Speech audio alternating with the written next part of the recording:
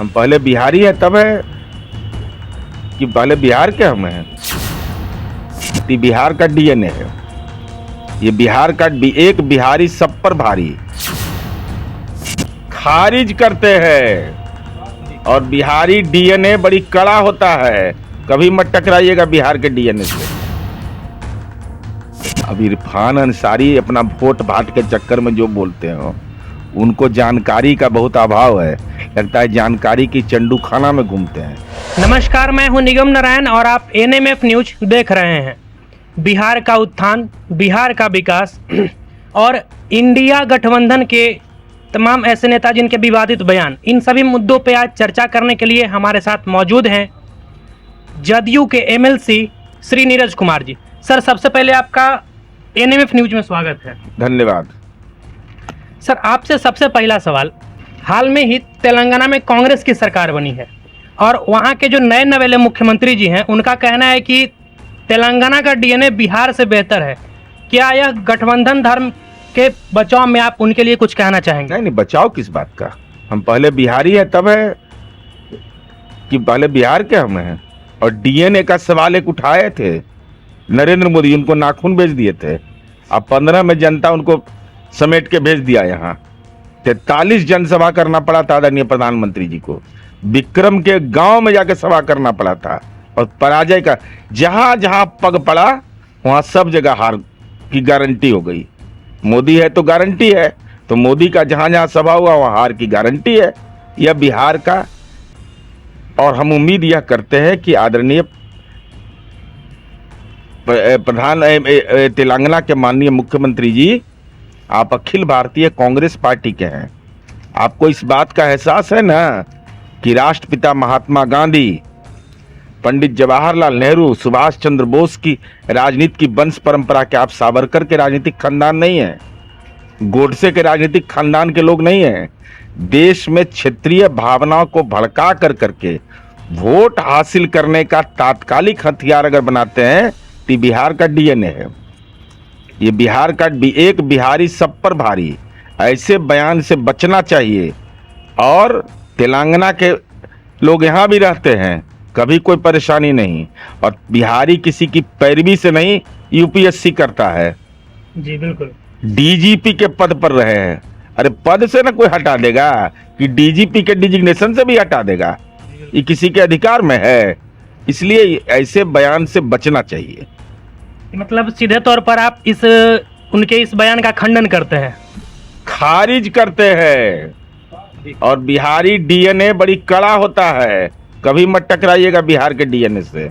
नीरज जी, आपसे दूसरा सवाल यह है कि झारखंड के कांग्रेस के ही विधायक हैं इरफान अंसारी जी। उनका कहना है कि बांग्लादेशी तो हमारे भाई हैं, असली घुसपैठिए तो बिहार और यूपी के लोग हैं। अब इरफान अंसारी अपना वोट भाट के चक्कर में जो बोलते हो, उनको जानकारी का बहुत अभाव है। लगता है जानकारी की चंडू खाना में घूमते हैं। इनको पता नहीं है कि भारत बांग्लादेश बॉर्डर पर 2016 से, चूंकि अब भाजपा में हो सकता है आत्मा चल गया हो तो हम नहीं जानते हैं, 2016 से सीमा सुरक्षा बल ने लगातार कहा कि भारत और बांग्लादेश के बॉर्डर में 50 मीटर की दूरी होनी चाहिए। लेकिन ये देश का कायर गृह मंत्री है जिसने सीमा सुरक्षा बल की भावना को दरकिनार करते हुए लगभग 4 से 5 किलोमीटर उसका दूरी तय कर दिया। 2016 से अब तक राष्ट्रीय सुरक्षा के लिए वो आवश्यक है, वहां सीमा पर सड़क ये नहीं बना पाए। और बिहार सरकार ने नाबार्ड से ऋण लेकर के जो हमको बनाना था 120 पुल पुलिया, जो हमारी जिम्मेवारी थी, वो काम हमने कर दिया। तो राष्ट्रीय सुरक्षा के लिए भारत धर्मशाला है क्या? धर्मशाला है? तो धर्मशाला तो है नहीं कि कोई देश का आदमी आ जाएगा। ये हमारा देश है, हमारी मिट्टी है। ये केंद्र सरकार की जिम्मेवारी है घुसपैठ को रोकना। खाली धर्म के नाम पर प्रवचन मत करिए, राष्ट्रीय सुरक्षा के प्रति गंभीर बनिए। हालांकि गंभीर होंगे नहीं, क्योंकि ये देश के ऐसे लोग शासन में आ गए हैं कि एक कर्मचारी अगर उसकी दुखद मृत्यु हो जाएगी तो उसको अनुकंपा का लाभ मिलेगा। लेकिन देश के अंदर अग्निवीर की बहाली हो रही है, अगर वो भारत माँ का सपूत, अगर उसके साथ दुखद घटना हो जाएगी तो उसको अनुकंपा का लाभ नहीं, उसको पेंशन नहीं। नेताजी मरेंगे तो नेताजी के बेटा को मिल जाएगा टिकट, लेकिन भारत माँ का सपूत शहीद हो जाएगा तो उसको अनुकंपा का लाभ नहीं। ऐसे देश के अंदर में कायर लोग बैठे हुए हैं। मतलब आप ये भी कहना चाहते हैं कि नेता का बेटा, मतलब राजा का बेटा राजा नहीं बन सकता है, ये लोकतंत्र है। बिल्कुल, राजा का बेटा राजा काहे बनेगा? ये क्या है? भाजपा तो एक्सपेरिमेंट अच्छा कर रही है वंशवाद का। तब तो सर बिहार में राजद पार्टी जो है उसमें भी यही चल रहा है। भाई हम तो कह रहे हैं कि कोई भी पार्टी हो, हमारा सवाल यह है कि भारतीय जनता पार्टी किस मुंह से आलोचना करती है। यही तो दुर्भाग्य है इस देश का कि भाजपा भी उसी में शामिल है। तो आरोप कांग्रेस पर लगा रहे हैं, आप राजद पर लगा रहे हैं, जदयू पर आरोप लगा रहे हैं। सर अभी आप बीच में सीमा का बात किए थे कि सीमा के बीच का 50 मीटर का डिस्टेंस होना चाहिए। सर हम उसी से रिलेटेड एक और आपसे सवाल करेंगे कि कपिल सिब्बल जी सुप्रीम कोर्ट में दलील दिए हैं कि असम जो है वो बांग्लादेश का हिस्सा है। सर किस हद तक ये सही है? अब देखिए, इसके बारे में मुझे औपचारिक जानकारी नहीं है, क्योंकि हमको औपचारिक जानकारी रहने के बाद हम इस पर बताएंगे कि बांग्लादेश यह जरूर है कि बांग्ला, चूँकि मैं जाते रहता हूँ, बांग्ला भाषा वहाँ का है, बांग्ला से प्रेम है। लेकिन अब भौगोलिक स्थिति में ऐतिहासिक रूप से किसका वो हिस्सा था इसकी मुझे जानकारी नहीं है। लेकिन अगर भाजपा इस पर राजनीतिक प्रतिक्रिया देती है तो ये हमको पीड़ा होती है। ये तो अखंड भारत बोलने वाले लोग थे, तो इनके लिए बांग्लादेश अलग हो गया, पाकिस्तान अलग हो गया। अब ये तो कहते थे अखंड भारत बनाएंगे। अखंड भारत का मतलब बांग्लादेश, भारत, पाकिस्तान, श्रीलंका, सब, अफगानिस्तान, तो उससे हट गए क्या? सर कांग्रेस 5 राज्यों में विधानसभा चुनाव में किसी भी सहयोगी दल के नेता को चुनाव प्रचार के लिए बुलावा नहीं भेजा। सर क्या ये उनका ये अहंकार है? 5 राज्यों का जो विधानसभा चुनाव हुआ है, मोदी मीडिया गलत प्रचार कर रहा है। 3 राज्य में भारतीय जनता पार्टी जीती और कांग्रेस को भी अच्छा वोट मिला। तेलंगाना में आदरणीय प्रधानमंत्री जी के रोड शो के बावजूद न ये विपक्ष की पार्टी बनने लायक भी नहीं रह गए। तो दक्षिण भारत से भाजपा का मोटा मोटी सफाया हो गया। अब उत्तर पूर्व में भी वही हालात है। मिजोरम आदरणीय प्रधानमंत्री जी को हिम्मत नहीं हुआ, डर गए, हुड़का दिया। वहां का हुड़का देना नहीं होता है गांव में भाषा, इनको हुड़का दिया वहां का मुख्यमंत्री। खबरदार, आपके साथ मंच भी हम शेयर नहीं करेंगे, क्योंकि मणिपुर में पाप किए हैं ये लोग जी। तो उसके चलते वो नहीं गया, तो उत्तर पूर्वी हाथ से निकला, दक्षिण भारत से सुपड़ा साफ। अब किनको वो प्रचार में बुलाएंगे नहीं बुलाएंगे, इस संबंध में राजनीतिक टिप्पणी किया जाना समीचीन नहीं होगा। इंडिया गठबंधन की बैठक में ये सारी बातें होंगी। सर लोग सवाल कर रहे हैं कि इंडिया गठबंधन के सीटों का बंटवारा असली विषय है, जब तक ये नहीं होता है बाकी सब चाय समोसा का पार्टी है। नहीं, मूल विषय है 2024 में हराना, और बिहार ने महागठबंधन बना करके एक स्वरूप दिया है। गैर भाजपा मोर्चे की पार्टी, चाहे जितनी भी उसकी राजनीतिक ताकत हो, सबको एकोमोडेट करना, अधिकतम सीटों पर सीधा मुकाबला की स्थिति पैदा करना। यह मुकाबला हो जाएगा तो ये कहाँ बहुत बड़ी लड़ाई है भाई, 35-40 सीट का तो लड़ाई है। उसी में मोदी जी का जलवा खत्म हो जाएगा। अरे मध्य प्रदेश में, राजस्थान में तो पिछला बार भी जीते थे ना, तो जितना जीते उसे ज्यादा नहीं जीतिएगा अब। तो कौन बड़ी लड़ाई है ये? अरे इनको समेटने के लिए तो बिहार की जनता का आशीर्वाद कायम रहेगा। झारखंड इतना ही पर्याप्त है, बाहर जाने की जरूरत तो नहीं पड़ेगा, इतने में समेट देंगे तो समटा जाएंगे ये।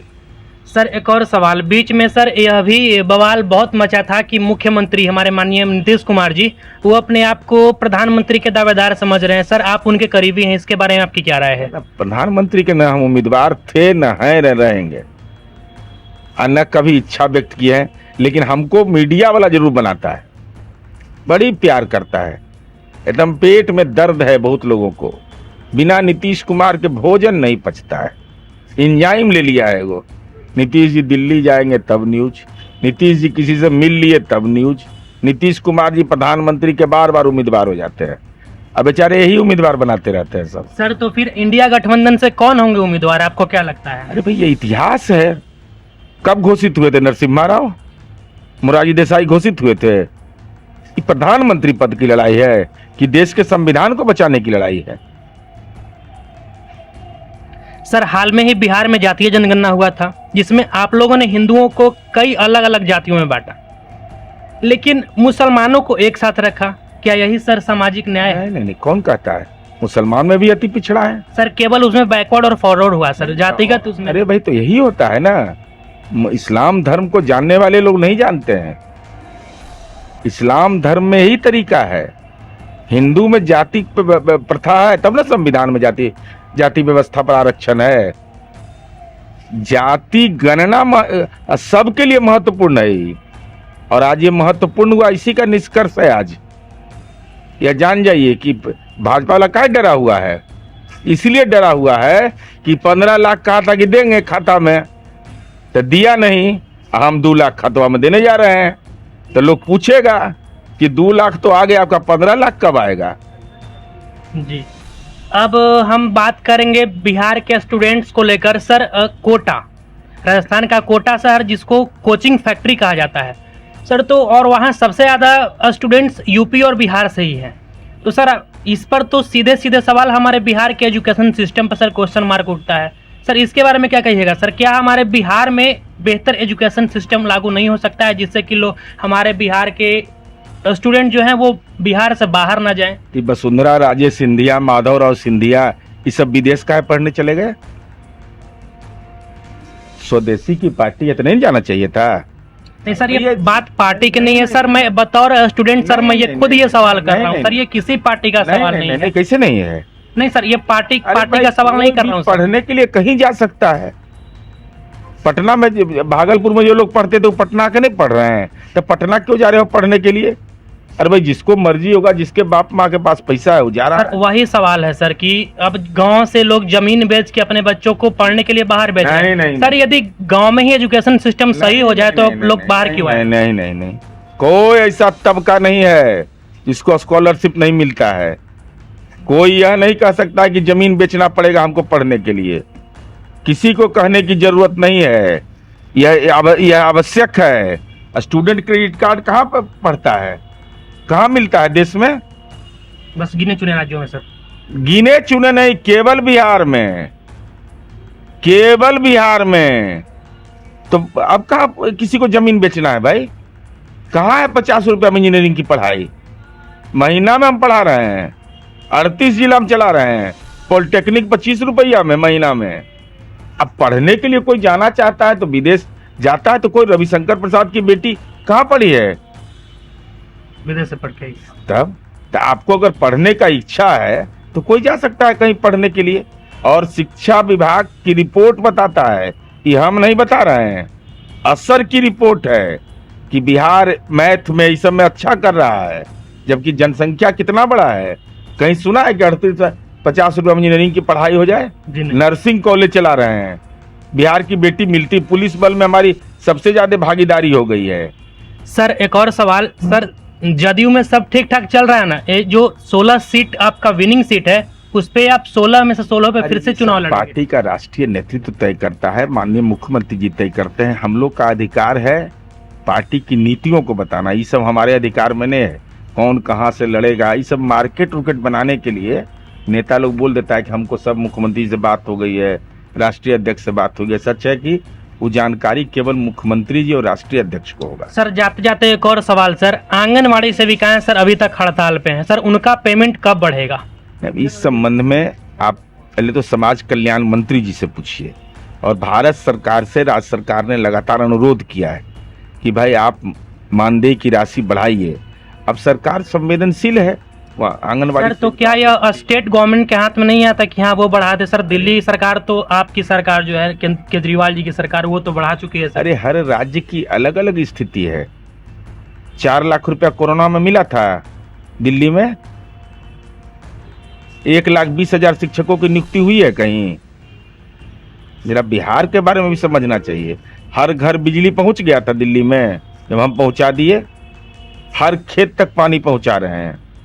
सुना है कि हद्दा से पानी उठा करके राजगीर अब फल्गु में सीता का श्राप था, सीता का श्राप था कि फल्गु में पानी अबे नहीं करेगा, और सब गुजराती सब पिंडदान किया ई बार, एकदम जय जय नीतीश कुमार का करते रहा कि 3.5 फीट से ज्यादा पानी था वहां। इसलिए हर राज्य की अलग अलग स्थिति होती है। बहुत बहुत धन्यवाद हमारे चैनल एनएमएफ से जुड़ने के लिए, धन्यवाद। और आशा करते हैं कि सर आगे भी आपसे विभिन्न मुद्दों पर बातचीत करते रहेंगे। धन्यवाद। ऐसे ही बिहार के तमाम खबरों के लिए आप एनएमएफ न्यूज को सब्सक्राइब कर लीजिएगा। जय हिंद।